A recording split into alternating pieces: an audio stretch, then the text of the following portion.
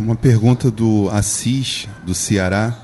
Ele diz assim: pastor, quem é o menor no reino de Deus que é maior do que João Batista? Veja bem, isso aí tem alguns parafraseados assim, meio complicados, né? Aí o mais ideal é consultar os originais, que a pessoa vai ter alguma ideia. Porém, tem coisas que não cabe nem tanto empenho. Por quê? Porque a nossa maior preocupação é com a regra doutrinária do Evangelho. Aí que eu tenho que me empenhar muito para estar seguindo a regra doutrinária do Evangelho. Quando alguma coisa não tem a ver com a doutrina, eu posso estudar, mas eu não tenho lá grande preocupação. Porque não é uma doutrina. Então, ali não existe um ponto em que eu possa vacilar na minha conduta com Jesus, vacilar na minha fé, deixar de cumprir alguma coisa. A preocupação é a regra, a doutrina do Evangelho. Então, quando uma das interpretações é a respeito disso aí, o menor no reino dos céus é maior que João Batista. Tá? Então, alguns interpretam da seguinte maneira: João Batista está na terra.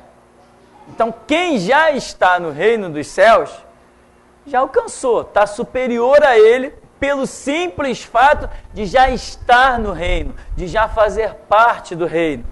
Isto é uma interpretação. Agora, outros imaginam o menor no reino dos céus, estaria falando de seres espirituais, não estaria falando de pessoas. Então, existem várias interpretações, acaba gerando uma grande confusão. Uns vão para os originais e também não chegam à conclusão, e eu costumo não perder muito tempo com esses papos que não fazem parte de algo essencial para a minha fé. O maior ou o menor, isso altera a minha fé? Isso altera a minha conduta? Quem é maior, quem é menor? Não, eu tenho a minha missão, eu tenho que obedecer ao meu Deus e seguir a regra que Ele traçar para a minha vida, não é isso? Então, quem é maior no reino dos céus? Quem é menor? E na terra? Isso não faz diferença. Então, essas coisas eu não costumo me deter muito a elas. E a respeito da questão, fora isso que eu coloquei, simplesmente eu diria, não sei exatamente quem é o maior, nem quem é o menor, nem na terra, nem no reino dos céus. Uma coisa eu sei, quando chegarmos lá, nós vamos entender muita coisa, mas por hora...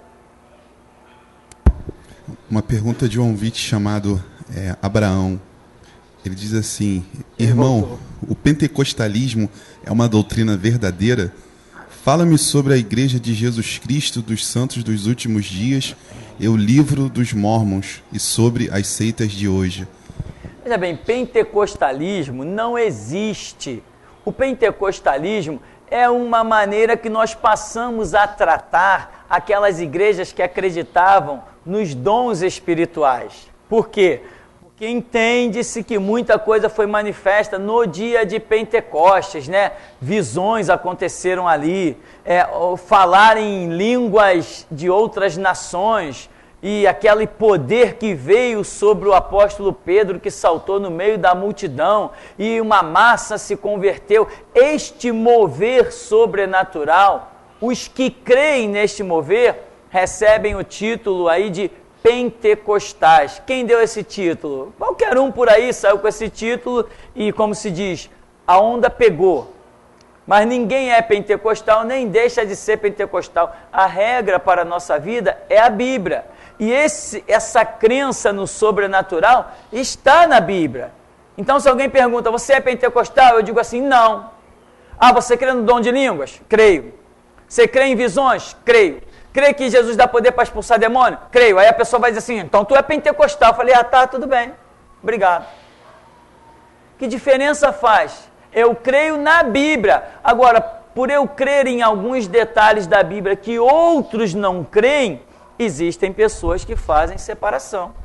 Tu é renovado ou tu é tradicional? Isso aí todos nós já ouvimos, né? Tu é renovado ou tu é tradicional? Não, eu creio na Bíblia. Não, mas... Por exemplo, tem gente que não crê no dom de língua, são os tradicionais. Quem crê no dom de língua são os renovados. Eu falei, então sou renovado. Tá bom, obrigado. Não faz a mínima diferença, entendeu, irmão? Então, O que é pentecostalismo? Era uma visão, não tenho nem ouvido falar mais sobre isso, era uma visão daqueles que criam nos dons espirituais. Por quê? Porque a grande massa tradicional não cria nos dons espirituais, não cria no poder para expulsar demônios. Tem igrejas que não creem nem em possessão demoníaca. Eu já vi dentro de igrejas batistas tradicionais, pessoas caírem possessas de demônio e o pastor dizia assim, não, isso aí não é nada, não, vai pegar uma água com açúcar para ela. Porque não tinha nenhuma visão de possessão demoníaca. Pastorezinhos confeccionados por seminário, sem nenhuma experiência de vida, não foram tratados por Jesus Cristo ao longo da obra para chegar atrás de um púlpito. Então o demônio manifestava. Quantas vezes eu já vi pastor dizer assim, ó irmã, para de palhaçada aí, para de palhaçada. E a pessoa lá, endemoniada, caída no banco, e ele mandando parar de palhaçada. Não era palhaçada, era demônio mesmo, né? E já vi uma menininha tinha uns 5 ou 6 anos, 4 anos, uma menina de 4 anos, uma vez, todo mundo, ninguém achando ela falando com uma voz toda arrogante, uma coisa que tremia tudo, um armário de ferro do lado dela, que uns 5 homens talvez não conseguissem carregar, ela mete a mão no armário e faz assim, ó, vupt, o armário vai girando até lá não sei aonde. Aí quando vira essa cena, ficou todo mundo assustado, uma menina de 4 anos botar um armário de ferro para rodar até bater na outra parede, né? Fala, deve ter alguma coisa sobrenatural nisso, deve ter, vai ver que deve. Então, mas tem gente que não crê até ter certas experiências, né? Por exemplo, eu conheci um pastor que se alguém levantasse para falar língua estranha, estivesse falando língua estranha, no meio de uma oração, ele mandava calar. Eu não acredito nesse negócio, cala a boca.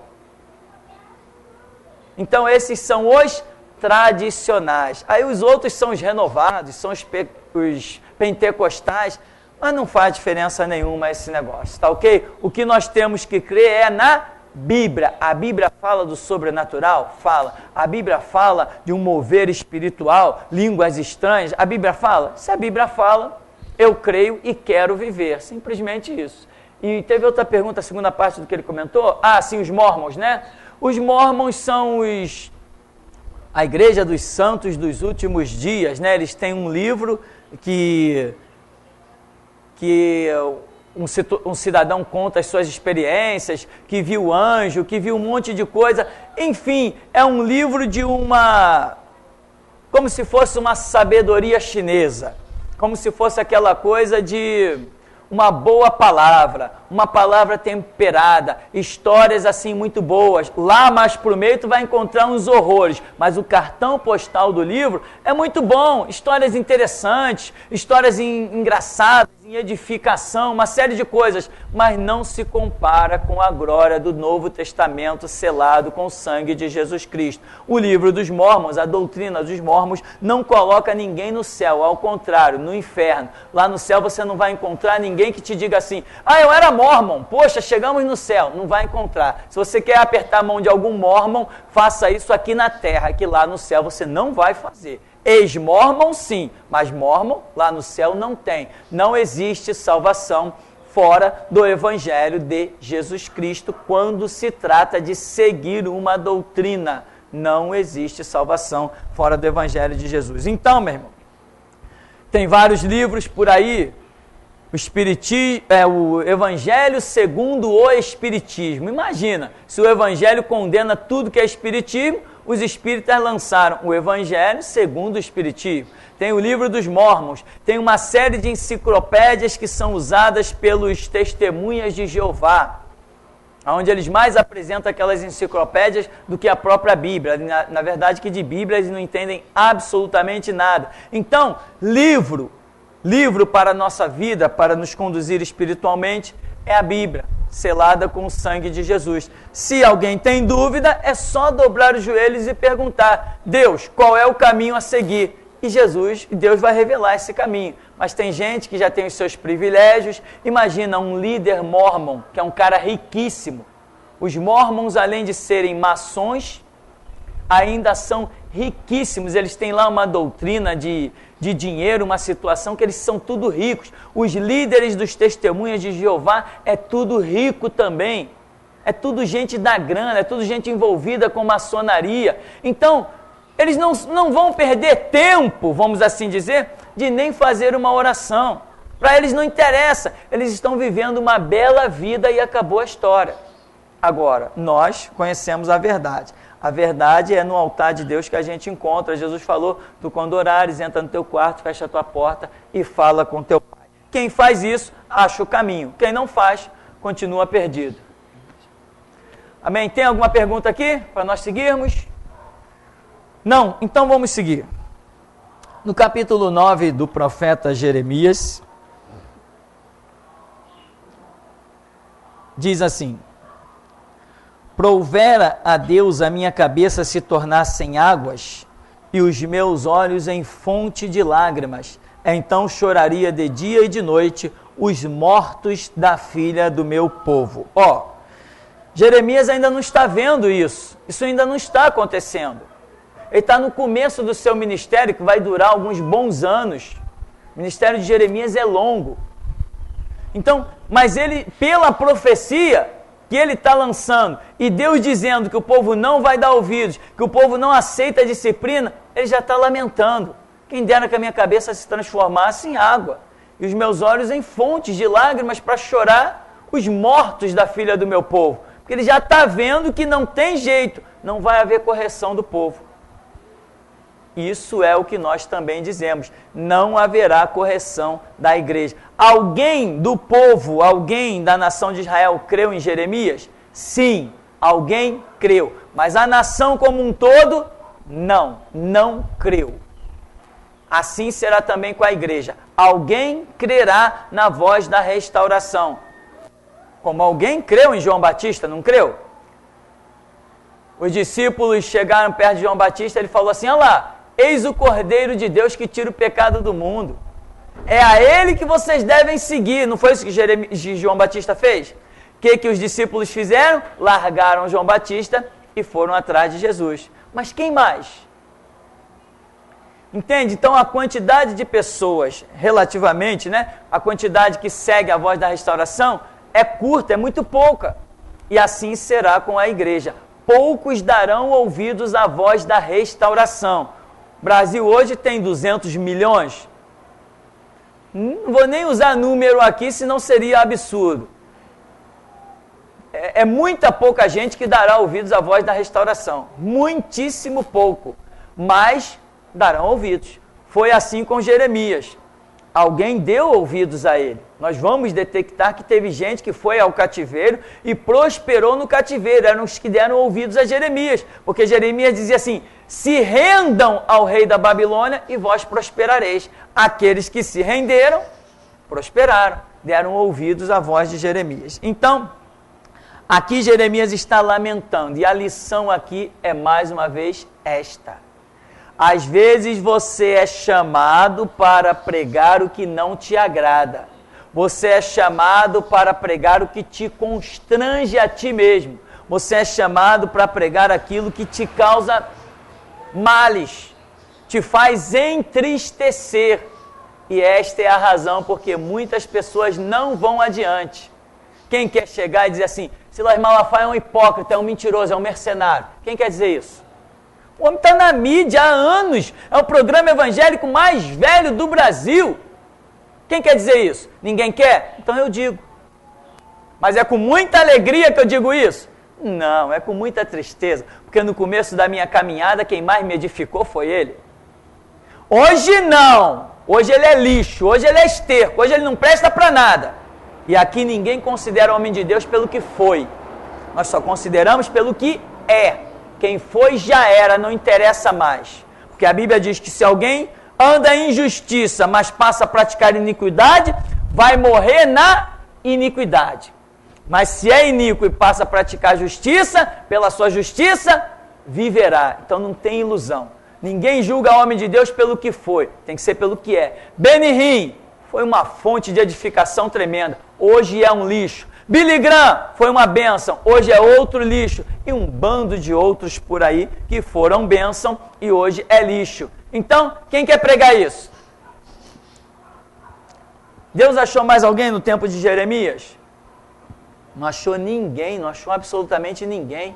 Aí Deus vem e diz assim, Jeremias, eu te ponho contra os príncipes, contra os reis, os governadores, contra os sacerdotes, eu te ponho contra os escribas, contra todo o povo da terra, eu te ponho contra tudo e contra todos, você vai ter que ser como um muro de bronze. Tu está contra todo mundo, caramba, Jeremias contra todo mundo. Ainda conseguiu resgatar alguns. Então, meu irmão, essa é a realidade.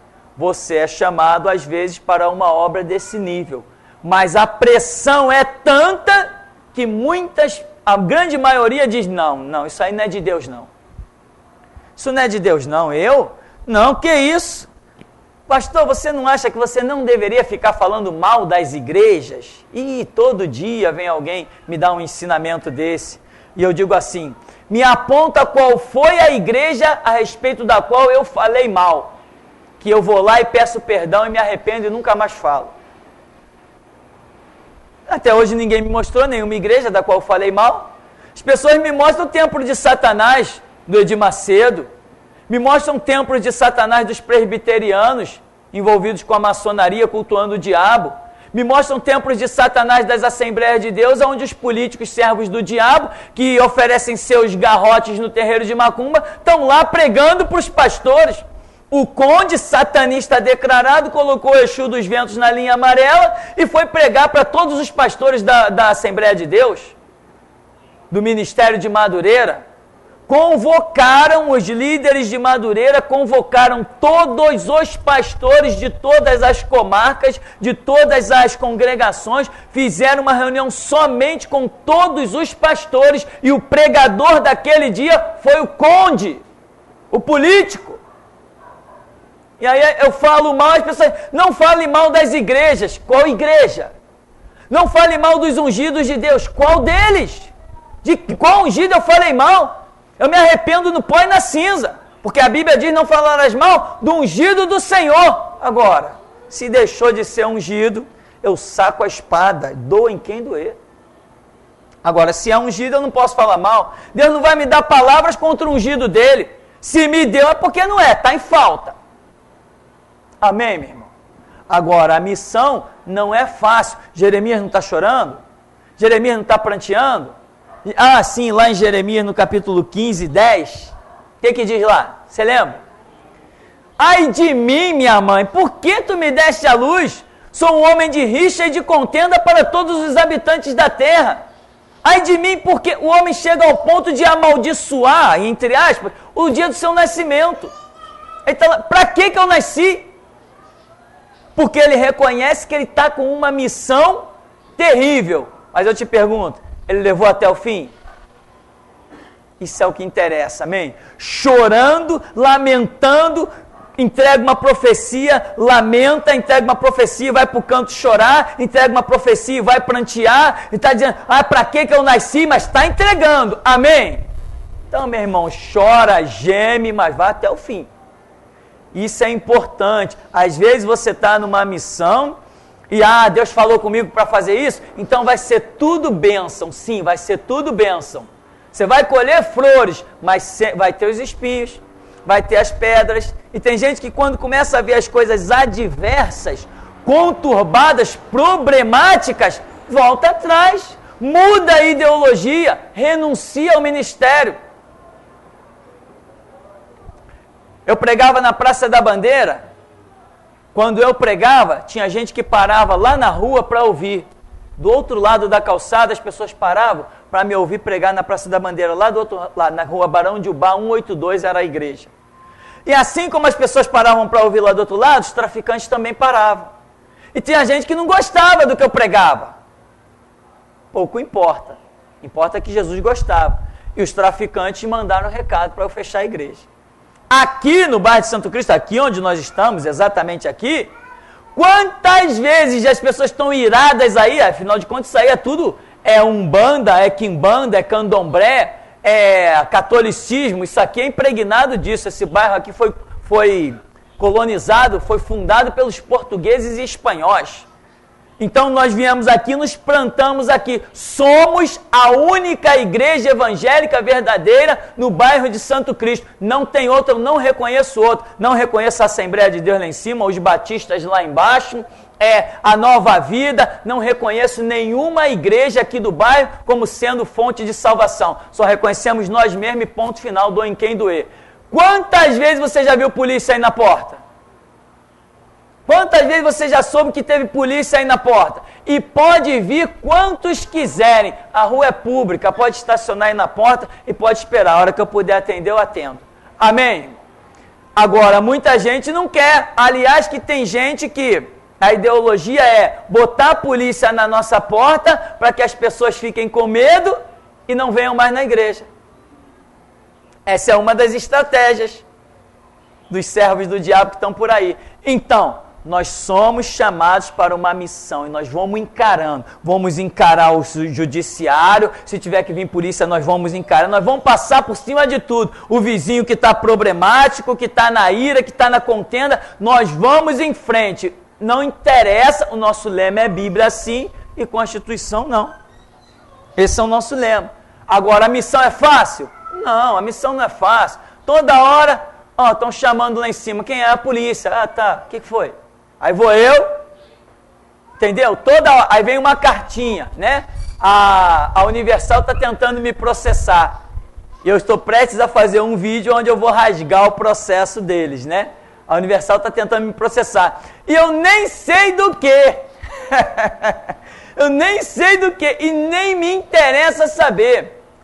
Nem me interessa saber do que. Então, meu irmão, eu vou fazer um vídeo e rasgar o processo na cara e dizer assim, é templo de Satanás e ponto final. Só isso que eu vou fazer.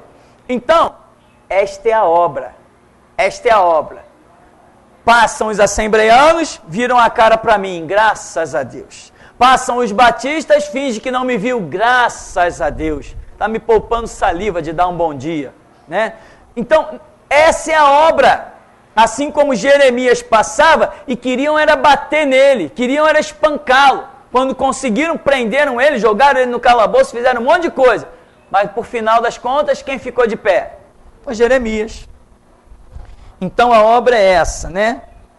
Não é agradável para Jeremias, mas ele tem que cumprir a missão dele, ele sabe que ele foi chamado. Capítulo 9, verso 2 diz: Provera a Deus eu tivesse no deserto uma estalagem de caminhantes, então deixaria o meu povo e me apartaria dele, porque todos eles são adúlteros, são um bando de traidores, curvam a língua como se fosse o seu arco para a mentira, fortalecem-se na terra, mas não para a verdade, porque avançam de malícia em malícia e não me conhecem, diz o Senhor. Guardai-vos cada um do seu amigo e de irmão nenhum vos fieis, porque todo irmão não faz mais do que enganar, e todo amigo anda caluniando. Cada um zomba do seu próximo, e não falam a verdade, ensinam a sua língua a proferir mentiras, cansam-se de praticar iniquidade, vivem no meio da falsidade, pela falsidade recusam conhecer-me, diz o Senhor. Este é o cenário da nação de Israel. E aí, Nabucodonosor está sendo preparado para invadir, e não esqueça disso. Nabucodonosor tipifica o reinado do anticristo.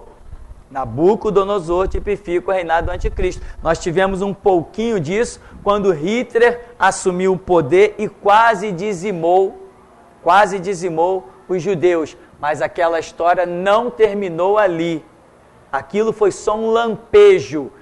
O final ainda está para acontecer, em que realmente o cumprimento vai acontecer de todas essas tipificações. Nabucodonosor representa o reinado do anticristo que vai dominar toda a terra, inclusive o povo de Deus que estiver fora da visão da restauração vai estar sendo massacrado e até morto. Então, esse é o cenário. Isso aqui que acabamos de ler é o que está acontecendo. Engano, falsidades, mentiras. E Deus diz assim, eles recusam-se a me conhecer, né? Vamos seguir mais um pedacinho para concluir. No capítulo 11, vamos encerrar aí. Capítulo 11, no verso 18.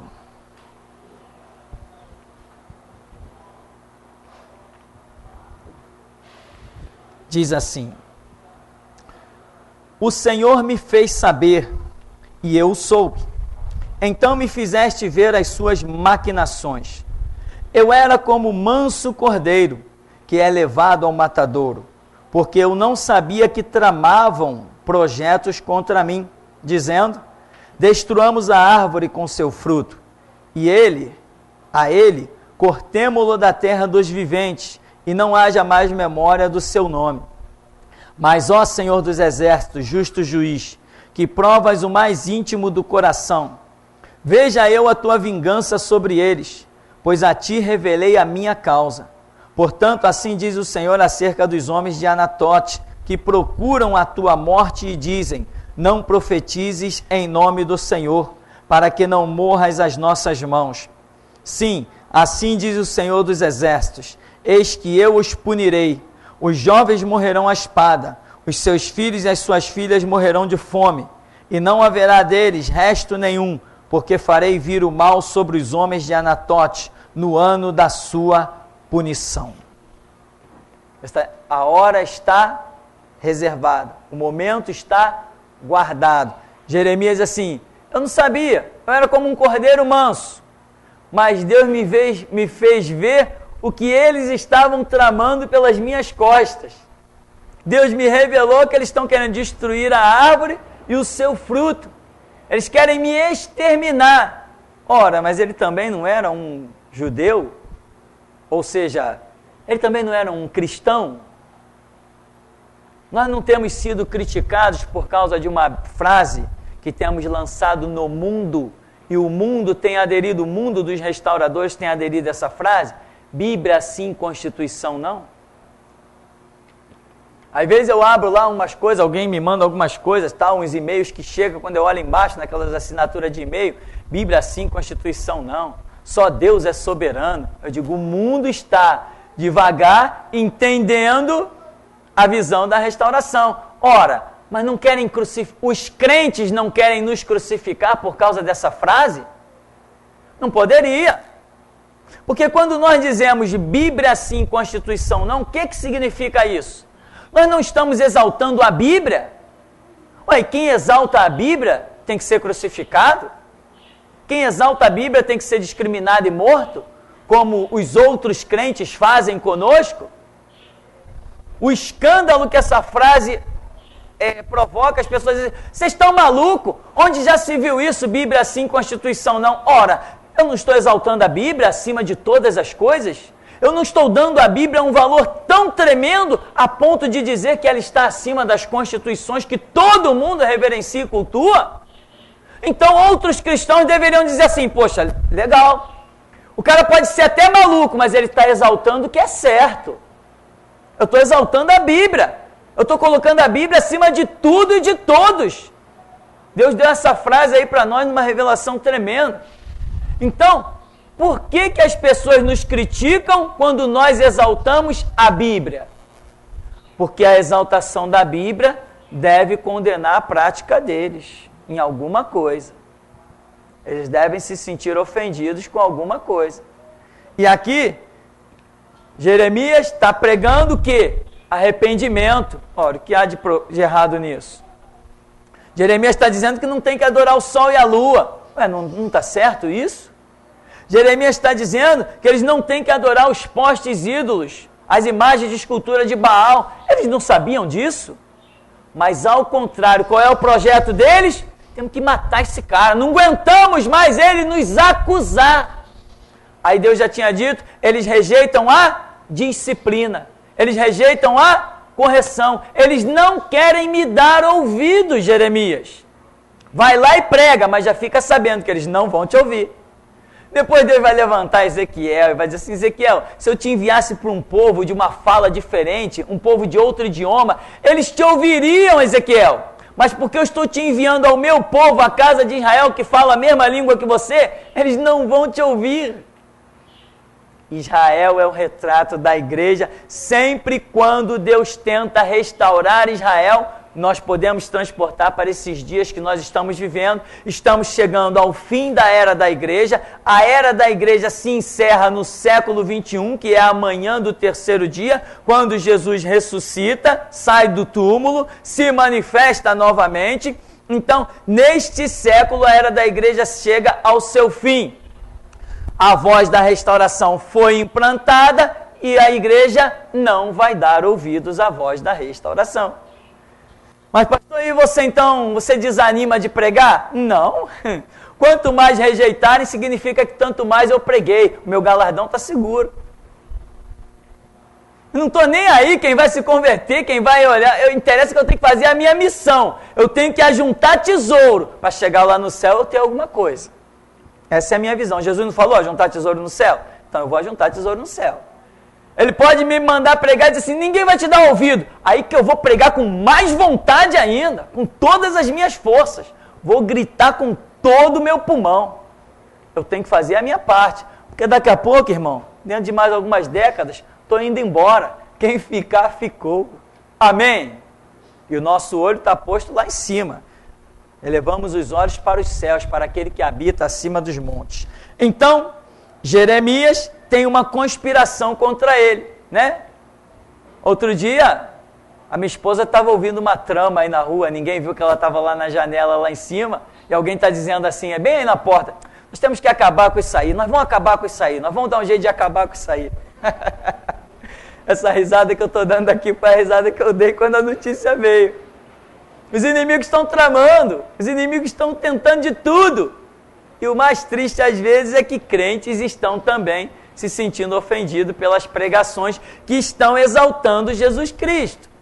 Nosso lema poderoso é para mostrar que realmente nós somos diferentes e a nossa concepção mental e espiritual está acima de tudo. O nosso lema é esse, Bíblia sim, Constituição não. Por quê? Porque todos... As igrejas, por exemplo, também, todos estão abaixo da Constituição. Nós, porém, estamos acima. Somos diferentes. Todas as igrejas se curvam à Constituição, todas as igrejas exaltam os políticos, que são os administradores das constituições. Nós, porém, não. Nossa concepção é que Bíblia, sim, acima da Constituição. Bíblia, sim. Constituição não. Então nós realmente somos diferentes e gostamos sim de ser chamados de loucos, de fanáticos, mas podemos declarar que até aqui nos ajudou o Senhor. Então, irmão, perseguiram Jeremias? Perseguiram. Quem era o certo, Jeremias ou o povo? Vão perseguir você? Vão. Perseguiram a voz da restauração através de Jeremias? Perseguiram. Vão perseguir você? Sim. Então não queira ser exaltado, queira ser perseguido. Se te exaltarem, tem alguma coisa errada, mas se te perseguirem, está tudo certo. Tem pergunta aí? Vamos ouvir umas perguntas e depois nós vamos encerrar. É uma pergunta do Bartô de Valência, na Espanha. Pastor, o senhor pode, por favor, me falar alguma coisa sobre a hipnose? Porque vi uma reportagem de um tal Carreiro Hipnose que se assemelha muito ao pastor Marcos Pereira quando toca as pessoas. O que é, em realidade, a hipnose? Ela tem alguma coisa a ver com as obras do pastor Marcos Pereira? Veja bem, aquela obra do Marcos Pereira não passa de um engano, não passa de uma mentira, de uma aberração, de um monte de coisas contrárias à Escritura. Eu assisti vários DVDs dele e pude ver o que outras pessoas não conseguem ver. Por quê? Por causa da experiência, por causa da caminhada. Se você olhar para essa aliança que eu tenho no dedo, você vai dizer assim, isso aqui é ouro. Mas se um ourives que entende de ouro pegar, vai dizer, não, é ouro 15, é ouro 18, é ouro 24, sei lá que números que tem o ouro, ele vai olhar e vai dizer, é ouro tal, não é isso? Por causa da experiência dele. Eu olho e só posso dizer uma coisa, é ouro. E tem mais, ainda posso estar sendo enganado. De repente estou usando um latão achando que é ouro. De repente paguei preço de ouro por um latão, porque eu não entendo nada. Amém? Porque a minha experiência nessa estrada, ela não existe. Mas se eu conhecer um amigo, um ourives, vem cá, eu quero comprar isso aqui, dá para você me dizer? Ele vai examinar e vai dizer, isso aqui é ouro tal e vale tanto. Não é assim que acontece? Nós somos preparados por Jesus Cristo para assumirmos uma obra, uma posição. Todos nós estamos sendo preparados para alguma posição. Eu sempre falo, eu fiquei 13 anos no banco para chegar até aqui. Então, esses 13 anos e depois o tempo que já tenho de ministério, foi me capacitando para algumas coisas. Então, eu passei por igrejas onde realmente existia profecia, existia revelação, existia essa operação de Deus em que as pessoas caem no poder. Então, eu conheci isso de muito perto. Como eu conheci isso de perto e vi o que é verdadeiro, hoje se alguém tentar imitar, eu digo, não é não. Não, mas é cair no poder. Não, não é não. É mentira e é engano, porque eu conheço a maneira certa disso acontecer. Amém, meu irmão? Então, eu assisti vários vídeos do Marco Pereira, eu posso dizer, é um pilantra, um safado, um mercenário, um hipócrita, conduzindo uma legião de pessoas ao inferno, para onde ele também vai. Ele não tem salvação, ele não tem Deus, ele é só um palhaço intitulado de pastor. Então, não dá para comparar aquele lixo a nada, a não ser se eu quiser comparar a Universal e a outros templos de Satanás. É isso que Marco Pereira é, um servo de Satanás. Se ele é homem de Deus, eu fico contente em amanhã eu não estar de pé. Mas se amanhã eu estar de pé, se eu estiver de pé, então ele é um servo do diabo e ponto final. É assim que eu gosto de tratar as coisas, perante esse Deus vivo que nós servimos e cultuamos, cujos olhos são como chama de fogo. E ao culpado ele não tem por inocente. Marco Pereira é um pilantra, amigo de traficante, que recebe dinheiro do tráfico, e eu não tenho parte com ele, e ponto final. E nem o Cristo que eu cultuo tem parte com ele também. Ponto final e acabou essa história. Agora, hipnose, eu acho que ele está falando de hipnotismo, né? Hipnotismo é algo provado pela ciência. Eu tive um professor de ciência, já falei isso, em que ele contava que até na hora do parto já existia técnicas de hipnoses, em que mulheres estavam dando à luz com parto natural, sem sentir dor nenhuma, porque essa técnica é real, havia um hipnotismo. Ele contou várias experiências, ele era um professor muito estudado, eu nunca estudei hipnotismo, estou apenas relatando coisas que me foram contadas dentro do colégio, onde eu estudei por um professor que era respeitadíssimo pela classe, ninguém gostava de perder a aula desse camarada. Quando chegava-se atrasado, que era a aula dele no primeiro tempo, que o portão estava fechado, a gente dava o nosso jeito, pulava muro, se escondia do diretor, a gente fazia qualquer coisa, mas não queria perder a aula do homem, porque o homem era um crânio. Todo mundo ficava decepcionado de chegar atrasado nas aulas dele, que era no primeiro tempo, porque o homem era fantástico. Para dar uma aula como aquele homem, é uma coisa rara de se achar. Né? Até hoje os colegas, quando lembram, poxa, lembra daquele professor? Isso já tem mais de 30 anos e todo mundo lembra desse professor, porque realmente no ensino nunca se viu alguém com condições de ensinar como aquele homem ensinava, com fundamento de verdade, com experiências, provas e contraprovas, era um professor de ciência. Então, esse professor dizia que nas experiências que ele e outros cientistas tinham, eles chegavam e faziam um hipnotismo, mas ele contava que nem todas as pessoas eram hipnotizadas, tinha gente que não conseguia ser hipnotizada de jeito nenhum. Outra coisa que ele dizia, a pessoa tinha que querer ser hipnotizada para que aquilo realmente acontecesse. Ele contou uma experiência certa vez que hipnotizaram uma pessoa e disseram, agora você vai lá e mata a sua mãe. Um exemplo.